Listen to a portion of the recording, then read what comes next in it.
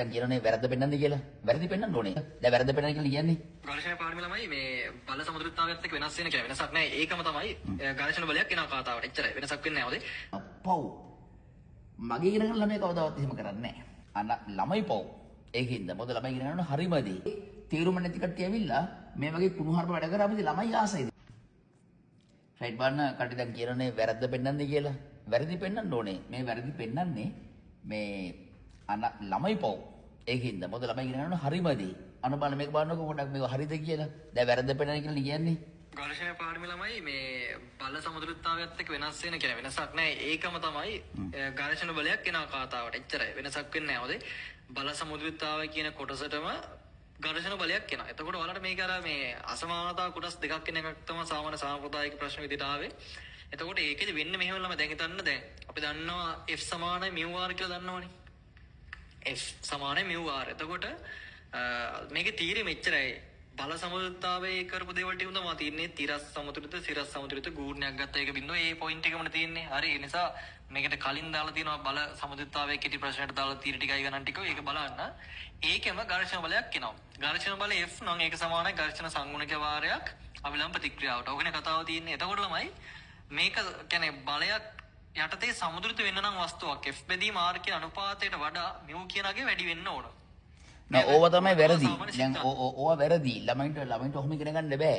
දැන් f සමානයි mu r කියලා එකක් නෑ. f සමානයි mu r වෙන්නේ මෙන්න මේ f සමානයි mu r කියන එකක් නෑ කියන්නේ ඒක හැම වෙලෙම නෑ. f සමානයි mu r වෙන්නේ f සමානයි mu r. ඇත්තට මොකද සිද්ධ වෙන්නේ? දැන් ඒක ලස්සන කතන්දරයක්. ඝර්ෂණය ලොකු පැහැදිලි කිරීමක් තියෙනවා. ඒ පැහැදිලි ප්‍රතික්‍රියා බලයක්, ඒ ප්‍රතික්‍රියා බලයක් ගැන අපිට පැහැදිලි කිරීමක් තියෙනවා. ඒ පැහැදිලි කිරීම කරාම එක තැනක තියෙනවා සීමාකාරී සමතුලිත අවස්ථාවේදී පමණක්. සීමාකාරී සමතුලිත අවස්ථාවේදී ඝර්ෂණ බලය අභිලම්බ ප්‍රතික්‍රියාවට අනුලෝමව සමානුපාත වෙනවා. ඒක වෙන්නේ සීමාකාරී අවස්ථාවේදී විතරයි. සීමාකාරී අවස්ථාවේදී ඝර්ෂණ බලය අභිලම්බ ප්‍රතික්‍රියාවට අනුලෝමව සමානුපාත වෙනවා. සමානුපාත නියතය ඝර්ෂණ සංගුණක ලෙස අපි අර්ථ දක්වනවා. භෞතික විද්‍යාවේදී ගැන වැඩිපුර කතා කරනවා. F සමානයි mu r වෙන්නේ අන්න ඒ වෙලාවට. F සමානයි mu r කියන එක හැදෙන්නේ සීමාකාරී අවස්ථාවේදී විතරයි. එහෙම නැත්නම් ඝර්ෂණ බලය දැක ගමන් ඝර්ෂණ සංගුණක වරක් අභිලම්බ ප්‍රතික්‍රියාවක එහෙම කතන්දරයක් නෑ. ඒක වැරදි. ඊට පස්සේ සීමාකාරී අවදෙන් සාමාන්‍ය සමතුලිත අවස්ථාවකදී නැත්නම් අපිට යම් ගැටලුවකදී මොකක් සමතුලිත පද්ධතියක සමතුලිතතාවය ආරක්ෂා වීමට නම් හරි සමතුලිතතාවය ආරක්ෂා වීමට නම් අභිලම්බ ප්‍රතික්‍රියාව සහ ඝර්ෂණ බලයේ සංප්‍රයුක්තය අභිලම්බ ප්‍රතික්‍රියාව සමග සාධන කෝණය ඝර්ෂණ කෝණය හෝ ඊට වඩා කුඩා වෙන්න ඕනේ. අභිලම්බ ප්‍රතික්‍රියාව සහ ඝර්ෂණ බලයේ සංප්‍රයුක්තය අභිලම්බ ප්‍රතික්‍රියාව සමග සාධන කෝණය θ නම් එම ස්පර්ශ අනුරූප ඝර්ෂණ කෝණය ලැම්ඩා නම් සමතුලිතතාවය ආරක්ෂා වීමට තේරුම් ගන්න එක. ඒක තමයි හරිම ගණිතය. ඒ හරි ගණිතය ඉගෙන ගන්න පස්සේ තමයි ඔයගොල්ලන්ට හරිම ඇප්ලිකේෂන් කරලා ගණන් හදන්න පුළුවන් වෙන්නේ. නිකන් මේ ගණන් කටපාඩම් කරලා ගණන් හදන්න බෑ. ඒක මම මේ කතා කරන්නේ මේ මඩ ගහනව නෙමෙයි. මේක වක්‍රව මඩ කියලා කනට කියන්න පුළුවන්. මේ කියන්නේ මේ ලංකාවේ ළමයින්ගේ අනාගතය විනාශ කරන්න එපා කියලා. ඒ අනාගතය විනාශ කරන්නට මම විරුද්ධයි. මොකද මමත් A level වලින් තමයි මේ ජීවිතය ඉස්සරහට ආවේ. ඒකින්ද අපි වගේ ඉන්න ළමයින්ගේ ජීවිතය විනාශ වෙනවා මේ වගේ බොරු ඉගෙනුවාම. අන්න ළමයි සාප කරනවා උඹලට. ඒකයි මේ පරම සත්‍ය පැහැදිලි කරන්න කියලා කියන්නේ. ඔතනදී සමතුලිතතාවය ආරක්ෂා වීමට අවශ්‍යතාවය. නැත්නම් අසමානතාවයක් ගොඩනගෙන කරන්නේ අසමානතාවයක් ගොඩනගින්නේ ඔටෝ ස්වභාවිකව. වරණ සමතුලිතතාවය ආරක්ෂා වීමට නම් තේරුම් ගන්න අභිලම්බ ප්‍රතික්‍රියාව සහ ඝර්ෂණ බලයේ සංප්‍රයුක්තය අභිලම්බ ප්‍රතික්‍රියාව සමග සාධන කෝණය ඝර්ෂණ කෝණය හෝ ඊට වඩා කුඩා වෙන්න ඕනේ. සමාන වෙන්නේ සීමාකාරී අවස්ථාවේදී. සාමාන්‍ය සමතුලිත අවස්ථාවකදී අභිලම්බ ප්‍රතික්‍රියාව සහ ඝර්ෂණ බලයේ සංප්‍රයුක්තය අභිලම්බ ප්‍රතික්‍රියාව සමග සාධන කෝණය ඝර්ෂණ කෝණයට වඩා කුඩා වෙනවා. දෙපැත්තම ටැන්ජන් එක ගත්තොත් ඒකත් ලස්සන මේ ත්‍රිකෝණමිතික විවරණයන්නේ. මෙයා කුඩයි හෝ සමානයි tan ලැම්ඩා වෙනවා.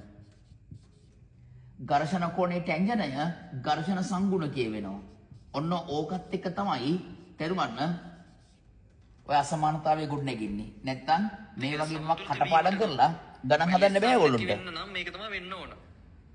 හරිනේ කතාව. එතකොට කතාව වැරදි හරි නෑ. අසමානතාවයේ ලක්ෂණ දෙකක් තියෙනවා. ළමයි එතන ගන්නේ අපි F ගේ මාපාංක ගන්න. ඒකට හේතුව මොකද? දැන් දැන් මෙතනදී ඔයගොල්ලෝ මේ වීඩියෝ එක බලලා ඊට පස්සේ ඕන මගුලක් කරගන්න. හරි මට ප්‍රශ්නයක් නැහැ. මම පෙන්නන්නේ මේ වැරද්ද. දැන් මෙහෙමයි සමහර තැන්වලදී අපිට හිතා ගන්න බෑ ඝර්ෂණ බලය කොයි දිශාවටද ක්‍රියාත්මක වෙන්නේ කියලා. ඒ කියන්නේ බාහිරින් එන බලත් එක්ක එම ස්පර්ශකදී එයා කොයි පැත්තටද ලිස්සන්නේ? අපි සමතුලිතතාවය ගැන සාකච්ඡා කරන එම පදාර්ථය එම වස්තුව කොහෙටද ලිස්සන්නේ කියලා අපිට තීරණය කරන්න බැරි වෙනවා. ඒ තීරණය කරන්න බැරි තැන තමයි අපි මාපාංක අවස්ථාවකට යන්නේ. රයිට්? ඒත් එක්කම දැන් අපි ගමුකෝ මාපාංක x කියන එක කෙනා කුඩයි හෝ සමානයි 3යි කියලා. මේ දශක කතන්දරයක්.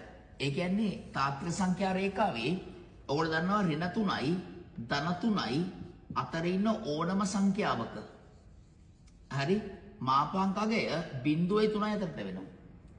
තේරෙනවද කියන්නේ? ඒතර මාපාංක x කවදාද ඍණාංගයක් ගන්න නැහැ නේ.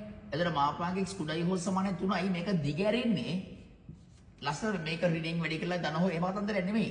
තේරුණාද? මෙයා පවතින්නේ ඍණ 3 ධන 3 අතර. මෙයා විශාලයි හෝ සමානයි ඍණ විශාලයි හෝ සමානයි x කුඩයි හෝ සමානයි ධන 3ක් වෙනවා.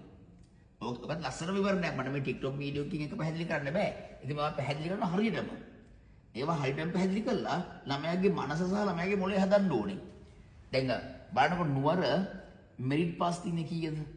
දැන් ඔය වීඩියෝ ගියාට පස්සේ මට බැලලා තිබුණා පන්තිවල කියලා මේ පව් ගෑනු ළමයි ගොඩක් තමයි ඔය කමෙන්ට්ස් දාලා තියෙන්නේ. ළමයි පව්. ඒ ළමයින්ට වෙන්නේ ඉගෙන ගන්න නෙමෙයි. අඩු වයසින් කියන්නේ අවුරුදු 22 23 දී කසබල ළමයි හදන්න තමයි වෙන්නේ. ඉගෙන ගන්න හම්බෙන්නේ ළමයින්ට. මොකද ළමයින්ට ඉගෙන ගන්න අවශ්‍ය වටපිටාවක් කරන්නේ නැහැ නේ.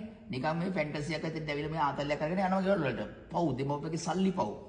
අපරාධි. ඉතින් ඒකට තමයි මම මේ කියන්නේ. ඒකින්ද මේ ටියුෂන් කියන එක විනාශ කරන්න එපා. ඒක විනාශ වෙලා තියෙන්නේ. මේවා මේ ප්‍රවුඩ මේ ෆීල්ඩ්ස් ලංකාවේ තිබ්බ.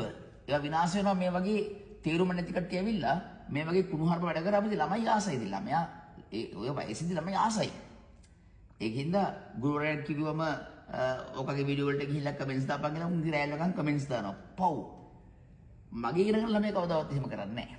උන්ට කියලා තියෙන එහෙම කරන්නත් එපා කියලා. උන්ට මම කියලා තියෙනවා බලන්නත් එපා කියලා. මම උන්ගා බලන්න ඕනේ නැහැ. මම උන් හරිම දේ ඉගෙන ගන්න හින්දා. ඒ හින්දා අනාගතය ගොඩ යන්න නම් තමන් මේ අවුරුදු 17 18 19 කාලෙදී මේ ඉගෙන ගන්න උසස් පෙළ ගණිතය කරනවා නම් ඔයාලා හරිම දේවල් ඉගෙන ගන්න ඕනේ. එහෙම ඉගෙන ගන්න නැත්නම් ඔයගොල්ලෝගේ අනාගතයටම කියලා වෙනවා.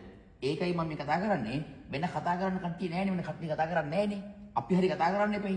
ඒකයි ඔය පැහැදිලිකම මට මේ අඳුරන්නෙත් නැහැ, දන්නෙත් නැහැ, මට වැඩකුත් නැහැ. ඒ වුණාට අපේ ලංකා සමාජය තුලේ ඉන්න මේ ලස්සන කොල්ලගෙනු ටික විනාශ වෙනවා. ඒක වළක්වන්න තමයි මම මේ කියන්නේ. මම මේ කියන්නේ මගේ පන්තියේ ඉන්න කියලා නෙමෙයි. හරිම දේවල් ඉගෙන ගන්න ඕන නම් මගේ වීඩියෝ බලලා ඉගෙන ගන්න. මගේ වීඩියෝ වල තරම් තැන් වල තියෙන්නේ. බලලා ඉගෙන ගන්න හරි දේවල්. ඒකින්ද හරි දේවල් කරන්න අපරාධේ. අපි